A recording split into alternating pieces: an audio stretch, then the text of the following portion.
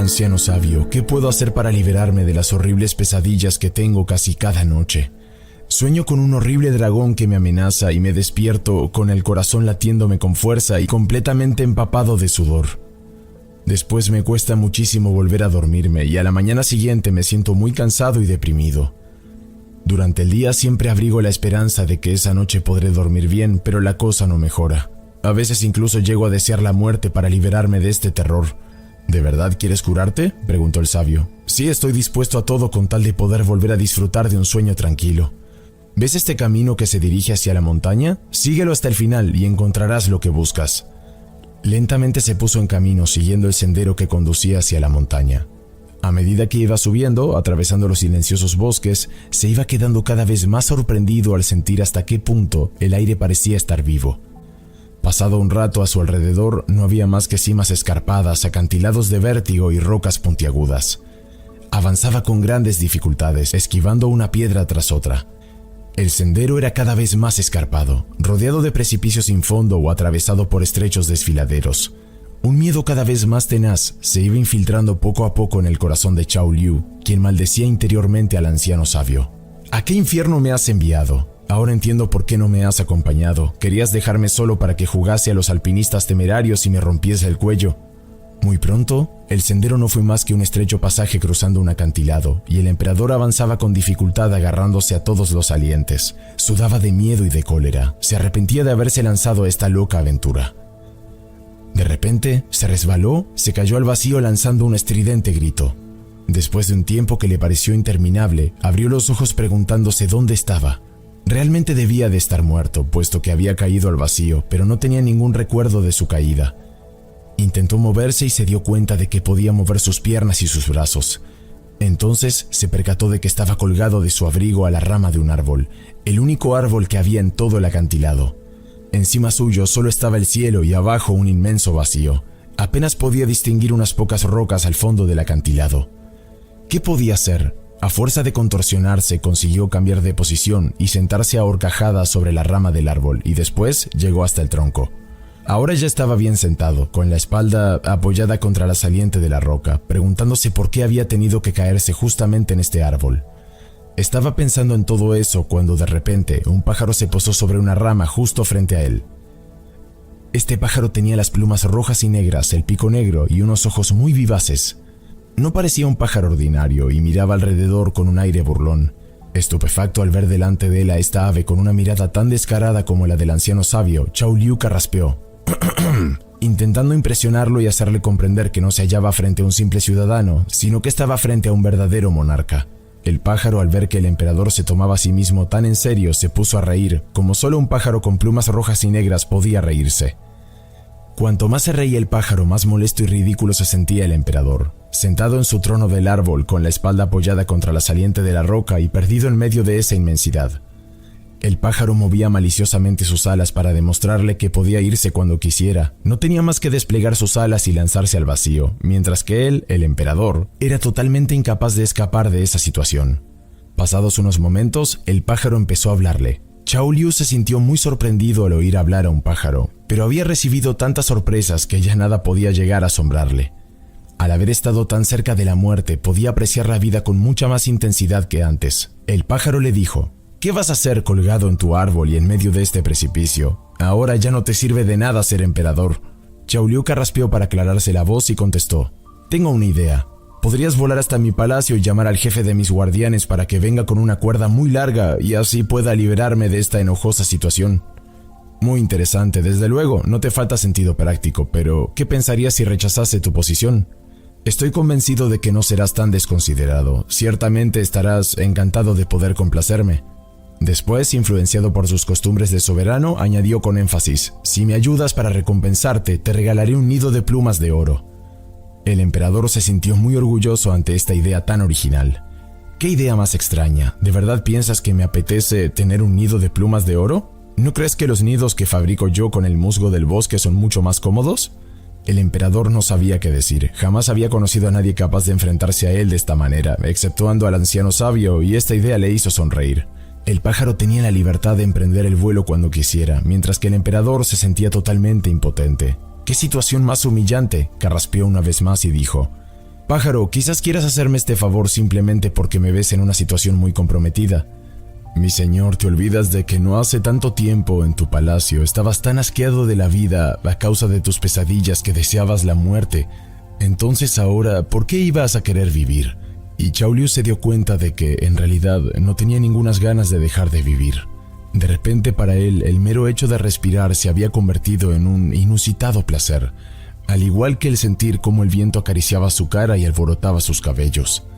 Sentía un inefable placer al poder tocar la roca con sus manos y al sentir el árbol entre sus piernas. El pájaro prosiguió: tu breve caída por los aires parece haberte despertado. Tal vez te apetezca pasar la noche encima de este árbol y así quizás puedas gozar de un sueño más tranquilo y sin pesadillas. El emperador encontró esta proposición muy conveniente. Pensó en lo mal que dormiría apoyado en el saliente de la roca y encaramado a un árbol, y sin embargo esto debió ser lo que hizo, pues el pájaro, en cuanto hubo terminado de hablar, emprendió el vuelo. El emperador se encontró solo. El sol empezaba a ocultarse y se acurrucó como pudo con el fin de pasar la noche. Apenas se hubo dormido cuando de nuevo en sus sueños volvió a ver al terrible dragón frente a él, pero en lugar de levantarse sobresaltado, lleno de angustia y de miedo, lo miró directamente a los ojos y le dijo con voz firme: déjame dormir porque tengo mucho sueño. En cuanto el emperador hubo pronunciado estas palabras, el dragón, profiriendo unos gritos horribles, se puso a saltar por aquí y por allá para acabar desapareciendo como una llama que se apaga. Chao Liu se durmió. Cuando se despertó vio que el cielo estaba lleno de estrellas y se extrañó al darse cuenta de que había estado durmiendo profundamente. Se dijo a sí mismo: realmente es muy extraño. Si a partir de ahora solo voy a poder dormirme encaramado a un árbol, el resto de mi vida va a ser muy complicada, y se puso a reír. A pesar de esta situación tan incómoda, se sentía tan bien interiormente que se dio cuenta de que su punto de vista sobre la vida había cambiado totalmente.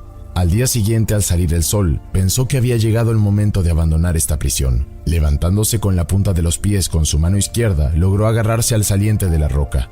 Al seguir incorporándose, encontró otro asidero para los dedos de su mano derecha. Después encontró un pequeño hueco para su pie izquierdo y otro para su pie derecho.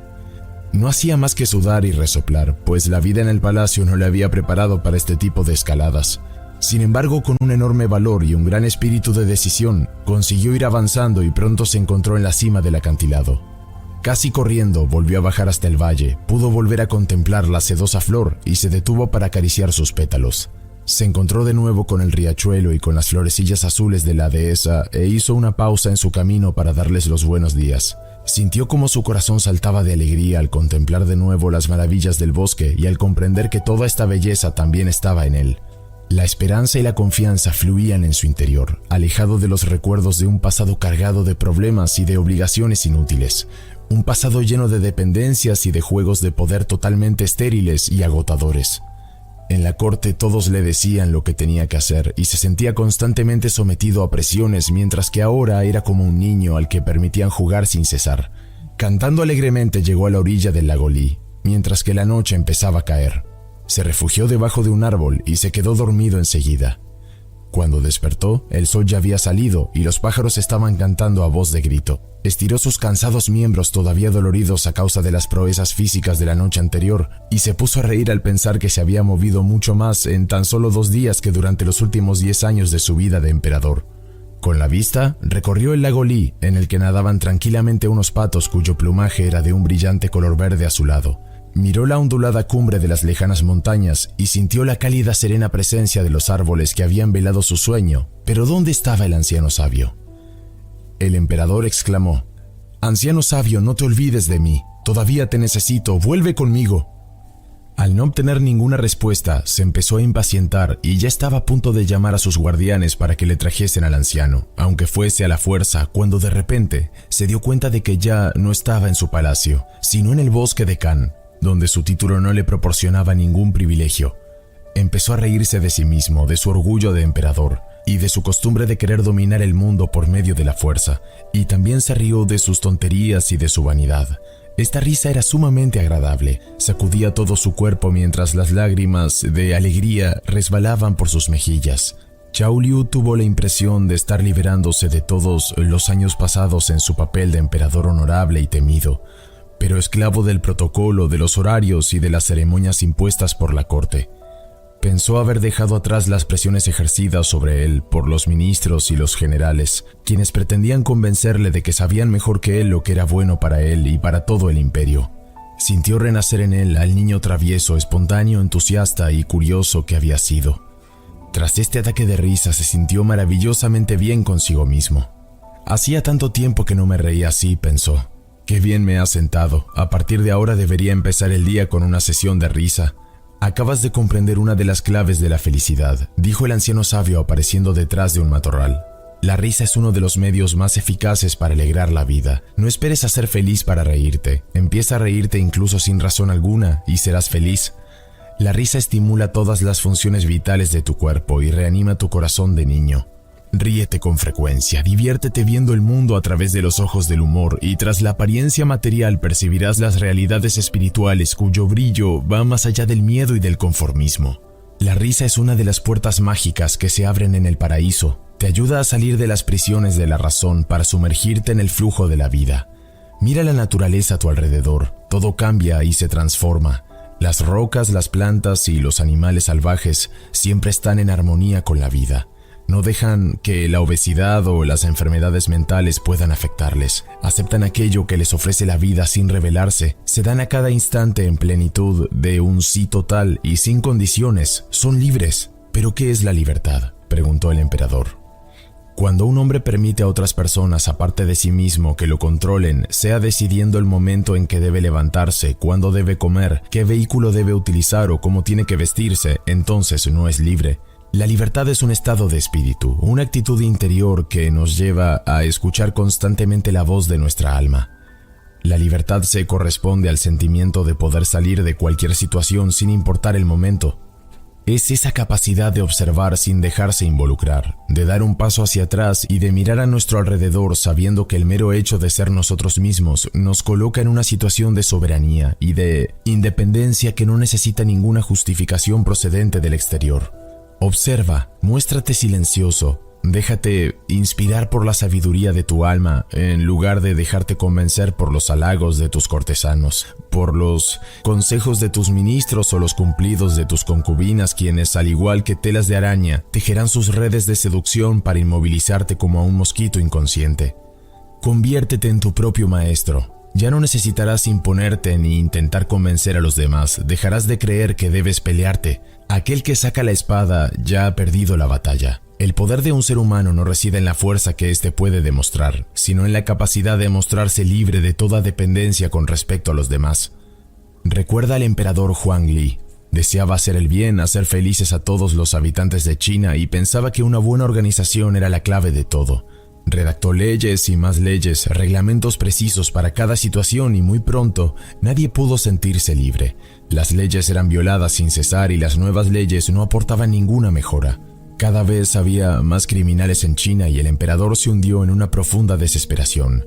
Abrumado por un sentimiento de vergüenza, una noche Huang Li se vistió de monje y partió hacia las montañas. Se bañó en el agua fría de los torrentes y contempló la hierba y los árboles que crecían sin necesidad de que nadie los controlase. Observó los ritmos del día y de la noche, el vuelo de los pájaros y la trayectoria de las nubes. Sintió la frescura de la niebla de la mañana y el calor del sol del mediodía. Poco a poco comprendió que la naturaleza vivía en un equilibrio sin necesidad de ninguna ayuda exterior. Los árboles más pequeños que no podían crecer a causa de los más grandes se morían ofreciéndole a la tierra sus troncos, sus ramas y sus hojas sin rebelarse ni lamentarse. Y un día, como muestra de reciprocidad, los árboles más grandes se ofrecían a la vida como regalo. La naturaleza sabe cuidar de sí misma, posee una inteligencia propia que mantiene constantemente el equilibrio. Tras esta temporada de retiro, Huang Li decidió volver hacia las regiones habitadas. Por el camino fue sorprendido por una gran tormenta, con un terrible viento y unos rayos tan brillantes que iluminaban la oscuridad del cielo. Se cobijó bajo un enorme árbol. Cayó un rayo que rompió una enorme rama que lo dejó inconsciente. Al día siguiente, 2 caminantes lo vieron y lo liberaron del peso de la rama. Para que pudiese respirar mejor le quitaron la ropa y en su cuello descubrieron el emblema del emperador. Pronto acudieron todos los ministros para llevarse al palacio al emperador desmayado. Algunos días más tarde, Huang Li recuperó la conciencia y volvió a adoptar su papel de soberano. Abolió un gran número de leyes y aportó a China un viento de libertad que engendró la prosperidad y la paz durante muchos años.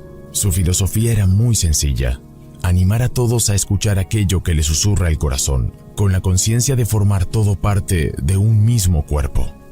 El emperador empezó a observar todo cuanto le rodeaba: la hierba, las hojas y el agua del lago, las montañas y las nubes. Tenía la sensación de comprender las palabras del anciano sabio y de poder llegar a mirar el mundo sin juzgarlo ni querer controlarlo. En ese momento el sabio cogió una piedra y la tiró al lago, lanzando un agudo grito. El emperador se sobresaltó y pensó que era ridículo. Tan solo los niños y los locos cometen actos tan insensatos. «¿Ves?», dijo el anciano sabio, «observar sin juzgar no resulta tan fácil como piensas. Aceptarlo todo sin reacciones y sin interpretar aquello que puede sucederte es una de las lecciones más difíciles para los seres humanos. Para conseguirlo, sigue el ejemplo de los minerales, de los vegetales y de los animales que comparten la tierra con los hombres. Ninguno intenta cambiarte, te aceptan tal y como eres en cada momento. No creas que alguien puede hacerte feliz, ni que tú puedas hacer feliz a alguien. No haces feliz a la China, ni haces feliz a tu pueblo ni a tu corte. En realidad es su forma de reaccionar respecto a ti lo que les hace felices o desgraciados. Debes comprender que la libertad, la fuerza y la paz se hallan vinculadas a este conocimiento». El emperador estaba realmente estupefacto. Sentía la importancia de estas palabras, fijadas en una realidad intemporal y majestuosa, en una realidad que nada podía alterar y que atravesaba todas las dinastías y las épocas de la historia. Esta sabiduría ponía en entredicho un gran número de sus creencias y en ello le empujaba hacia una dolorosa reflexión. ¿Acaso no había pasado al lado de lo esencial, otorgando importancia a las apariencias, a las reglas sociales, a las leyes y a los dogmas vigentes? ¿Acaso no había permitido a sus cortesanos que lo controlasen de mil maneras insidiosas? Por muy emperador que fuese, ¿acaso no había sido esclavo de sus prejuicios y de las costumbres del imperio? Zhao Li se puso a pensar en Tao, el jefe de los guardas del palacio. Era un hombre que no se dejaba influenciar ni por el interés ni por la mentira. Allí por donde fuese las personas se callaban, pues su presencia imponía respeto. Todas las mañanas al levantarse, Tao se iba a nadar al río, tanto en invierno como en verano.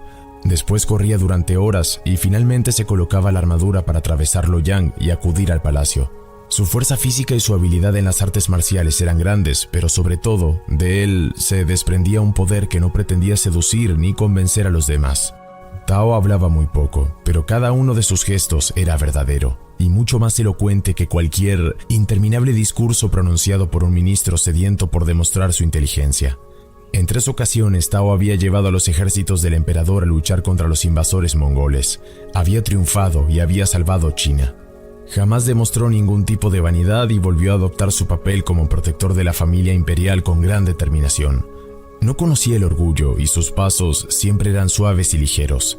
Vivía en plena conciencia, dándose cuenta de todo cuanto ocurría a su alrededor. Era capaz de percibir el más pequeño movimiento de un perro o de un gato, el vuelo de un pájaro o el cambio de humor de los cortesanos. Siempre se preocupaba por mantenerse en forma. Tao conservaba su vista, su olfato y todos sus sentidos a su nivel más alto de percepción. ¿Pues acaso no debería ser así? Un día el emperador mandó a llamar a Tao y le dijo: 2 duques del norte se han aliado y están reuniendo un gran número de ejércitos para luchar contra nosotros. Las luchas contra los mongoles prácticamente han aniquilado nuestro ejército y yo les permití a los soldados que podrían volver a sus casas para descansar durante algunos meses. Les aseguré que durante este tiempo haríamos todo lo posible para proteger China con las fuerzas de cada pueblo, pero yo no había previsto la alianza de los duques. ¿Qué podemos hacer? Tao, firmemente apoyado sobre sus pies, miró al emperador directamente a los ojos y le dijo: no podemos volver a llamar a los soldados, pues si lo hiciéramos, estos nos abandonarían y se unirían a las fuerzas enemigas. No sé lo que hay que hacer, pero seguiré protegiéndote a ti y a tu familia como siempre lo he hecho. No, Tao, vas a hacer algo mejor, vas a salvar China, exclamó el emperador. Luego llamó a su tesorero y le dijo: ¿qué suma de dinero podemos darle a Tao para que reúna un ejército capaz de luchar contra los duques? El tesorero garabateó algunas cifras, sacudió la cabeza, chasqueó la lengua y dijo: apenas tenemos para pagar a 4 soldados durante una semana. Entrégame esa suma, exigió el emperador. Tao y los 4 soldados salvarán China. El corazón de Tao latía apresuradamente. Se inclinó ante el emperador y tras darle las gracias con toda la majestuosidad de un hombre de estatura elevada, abandonó la estancia. Una lágrima brotó del ojo del emperador, pues estaba convencido de que iba a enviar a Tao a una muerte segura. pero también pensó que había otorgado a este gran guerrero uno de sus mayores deseos, el de brindarle la oportunidad de morir luchando por su país, en lugar de hacerlo en su cama. Tao atravesó el palacio y empezó a fijarse en aquellos cuyas miradas reflejaban valor y confianza. Les pidió que fuesen a luchar con él, aún a pesar de un sueldo irrisorio. Al terminar el día había reclutado a 41 hombres. Regresó junto al emperador y le dijo: «Necesito un lugar para los entrenamientos. Puedes utilizar mi palacio de verano, el que está en las montañas. Mis sirvientes te proporcionarán albergue y comida». Se pusieron en camino y empezaron el entrenamiento. Nadaron en lagos cuyas aguas estaban prácticamente heladas, se frotaron el cuerpo con ramas de enebro, comieron bayas y hierbas amargas que les hicieron vomitar y purificaron sus cuerpos de todas las toxinas. Aprendieron a desplazarse con gran rapidez y a utilizar todos sus músculos con poder y precisión. Tras 2 semanas de intensos ejercicios, Tao contempló a su ejército con orgullo. Cada uno de ellos estaba dispuesto a dar lo mejor de sí mismo, sin ningún tipo de interés, sin esperar ninguna recompensa. Simplemente lo hacían porque se habían comprometido a ello con toda plenitud de su ser. Abandonaron el campo vestidos con una ropa especial diseñada por Tao, camisas, pantalones y pañuelos de seda negra, zapatos negros y ninguna armadura. Cada uno de ellos llevaba 7 puñales, 2 espadas y una lanza. Partieron hacia el norte, andando día y noche. Después de 5 días, entraron en los castillos de los duques, acabaron con ellos y volvieron a salir sin que ninguno de ellos hubiese resultado herido o hecho prisionero. Regresaron a Luoyang y el emperador no pudo menos que quedarse deslumbrado por sus actos. Tao estaba frente a él, firme, erguido, y todos sus hombres se sentían orgullosos por haber hecho posible este éxito, por haber llevado a cabo algo tan importante como era el haber salvado a China. «Tao», dijo el emperador, «tú y tus hombres habéis rendido un inestimable servicio a China. ¿Qué recompensa deseas?» Tao se adelantó y dijo: «No puedo hablar por mis compañeros, pero yo tan solo tengo un deseo. Me gustaría convertirme en el jardinero de los jardines del palacio». El emperador no salía de su asombro. «¿Jardinero?» Hasta ese momento había considerado que aquellos que se ocupaban de su jardín no eran más que unos soñadores, unos marginados que se habían alejado de las cosas importantes del imperio: la artesanía, el comercio, la guerra, la justicia, los transportes, la medicina, etc. Tao jardinero. Imaginarse a este gran soldado regando sus rosales y podando los setos le hizo reír, y empezó a reírse con una risa tan atronadora que escapaba a las reglas del protocolo. Una risa de niño que, por efecto contagioso, hizo reír a mandíbula batiente a todos los cortesanos. «No solo has salvado China, Tao, sino que también has logrado hacer reír a toda la corte», dijo el emperador mientras intentaba recuperar su seriedad. Y de esta forma, Tao se convirtió en jardinero. Al principio el emperador acudía con frecuencia a los jardines del palacio para ver cómo se las arreglaba con las flores y los setos este anciano guerrero, y para contemplar cómo jugaba con los elementos de la naturaleza, permitiéndoles exhalar su belleza en perfecta armonía con todo lo que les rodeaba. Cada piedra que bordeaba el río estaba exactamente donde tenía que estar para poder participar en la sinfonía del agua que brotaba del estanque. Cada árbol era venerado por su sabiduría y cada sendero dibujado para crear una sensación de plenitud renovada sin cesar. Pero poco a poco, el emperador fue espaciando sus visitas pensando que tenía cosas más importantes que hacer que interesarse por los crocus, las dalias y las orquídeas, o por la disposición de las piedras situadas a orillas del río. Y cuando un día le anunciaron que Tao había entregado su alma, sentado sobre el ciruelo más viejo de todo el jardín, se le encogió el corazón. Tenía la impresión de no haber sabido manifestar su reconocimiento hacia este ser tan excepcional, que durante el transcurso de toda su vida siempre había sido un modelo viviente de ser humano consciente, determinado y responsable de sí mismo en todo momento. Ahora volvía a pensar en Tao y lágrimas de tristeza resbalaban por sus mejillas. Había tenido un verdadero amigo y lo había descuidado. No había sabido entrar en su mundo de jardinero para poder llegar a comprenderlo y apreciarlo. Había permanecido obsesionado por su papel de emperador, víctima de sus hábitos y de su orgullo. ¿Cómo lamentaba haberse mostrado tan insensible y duro de corazón? «Llora, emperador, llora», dijo suavemente el anciano sabio. «Las lágrimas son un excelente remedio. Purifican el corazón y el cuerpo, hacen fluir los pensamientos y permiten que el alma consiga la curación. Llora sin reprimirte, al igual que cuando eras niño, pero no sigas lamentándote. Una vez liberadas tus emociones a través de las lágrimas, siente aquello que te hubiese gustado hacer y hazlo». «Yo no puedo hacer nada, puesto que Tao está muerto», dijo el emperador sollozando. «Grave error», afirmó el sabio sonriendo. «Nada se pierde totalmente, nada muere verdaderamente. Siempre puedes transformar las situaciones del pasado. Creo que vas demasiado lejos, dijo el emperador sintiendo cómo su ira iba aumentando por momentos. Te acabo de decir que Tao está muerto. No, emperador, solo su cuerpo físico está muerto, pero su ser esencial está aquí y ahora te está escuchando, incluso con gran atención. El emperador se sentía trastornado. Poseía una ligera creencia intelectual con respecto a la vida en el más allá, pero también tenía muchas dudas en cuanto a este tema. Abandona tus pensamientos y tus emociones, dijo el anciano sabio. Abre tu corazón y tus sentidos sutiles. Entra en contacto con Tao, aunque tu intelecto te diga que es imposible. ¿Qué sientes? El emperador expiró profundamente para alejar sus emociones y sus pensamientos. Inspiró pronunciado el nombre de Tao y de repente sintió una presencia que le hizo temblar desde los pies a la cabeza. Escuchó como una voz interior, una voz que iba más allá de las palabras, le decía: «Estoy aquí, emperador, y siempre te protegeré, no con mis armas ni con la belleza de mis flores, sino con la luz de mi conciencia y de mi amor». Sobrecogido ante esta intensa y desconcertante experiencia, Chao Liu se levantó y empezó a pasearse por la orilla del lago mientras murmuraba: ¿Me estaré volviendo loco? Ahora hasta hablo con los muertos. Realmente esto es demasiado. ¿Qué van a decir mis ministros? No, verdaderamente estoy perdiendo la cabeza. No pudo seguir torturándose intelectualmente mucho tiempo más, pues el anciano sabio con un gesto rápido lo empujó al lago.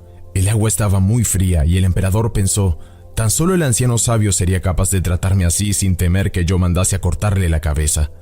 Empezó a reírse mientras miraba cómo le resbalaba el agua por las mangas de su túnica. Tenía la impresión de acabar de despertarse, de salir de un largo sueño. Nada seguía ya un programa preestablecido, un orden rígido e inmutable. La vida era sorprendente y divertida.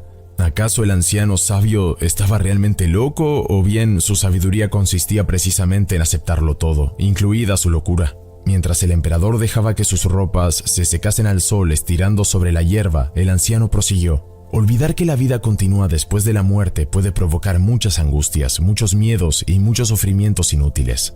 Las plantas y los animales saben en todo momento que volverán a los mundos de luz cuando les llegue la hora. No creen que el vivir excluya el hecho de morir y por ello no se rebelan contra la muerte cuando ésta toma sus cuerpos para liberarlos. El hombre en su caminar a través de la materia a menudo se olvida de quién es, de dónde viene y a dónde volverá tras la muerte de su cuerpo carnal. Llega un momento en el que ni siquiera se recuerda que es un ser espiritual, un ser que ha creado pensamientos y emociones, que ha creado un cuerpo físico y el maravilloso decorado del planeta escuela, Tierra, concebido como un joyero para guardar las perlas de las lecciones de la vida.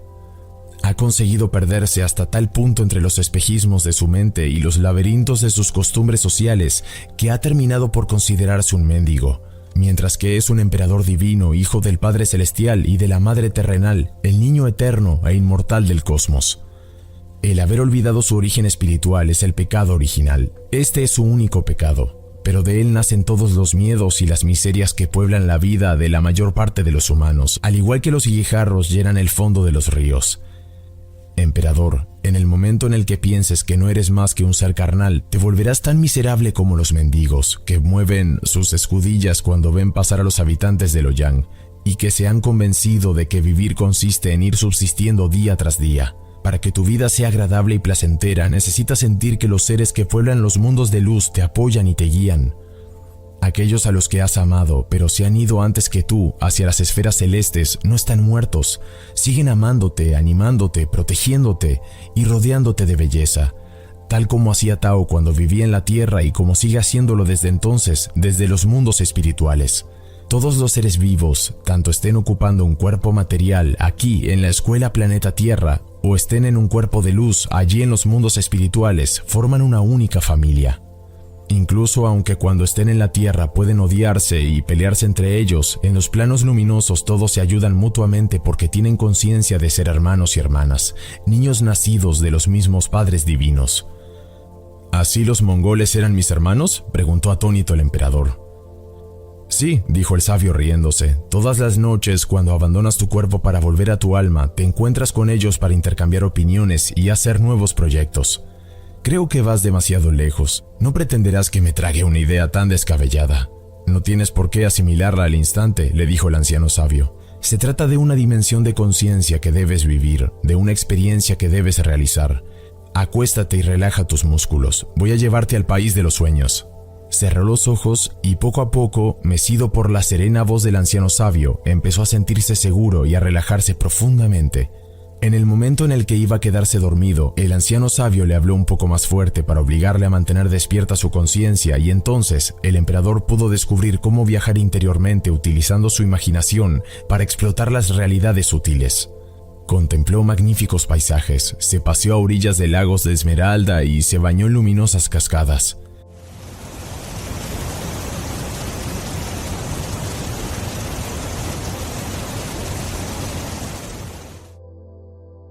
Muy pronto estará disponible la siguiente parte de esta increíble aventura del emperador y el anciano sabio.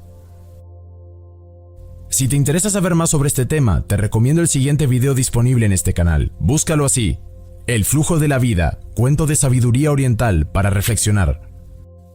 Esto es Universo Consciente. Si te ha gustado este video, puedes dar like, comentar o suscribirte. ¡Vamos, inténtalo! Te estamos esperando.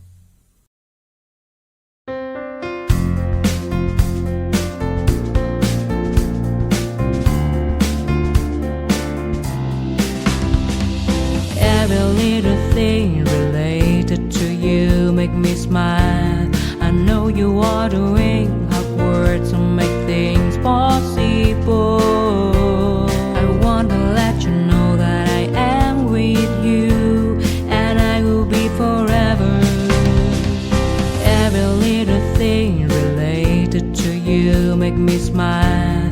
I know you are doing hard work to make things possible. I want to let you know that I am with you and I will be forever. When you talk, I want to listen to you for hours. When you are there beside me, I feel like looking at you all the time. My love for you will never really change. Just want to tell you that you mean a lot to me.